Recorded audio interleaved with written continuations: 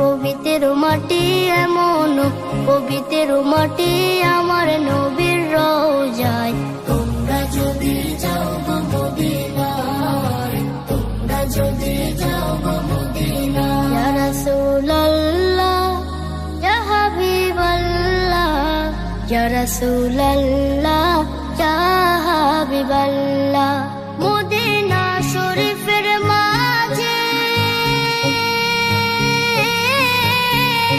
বেহেশতের বাগান আছে, ও সেই বাগানে শুয়ে আছেন, সেই বাগানে শুয়ে আছেন প্যারা নবী মুস্তাফায়। তোমরা যদি যাও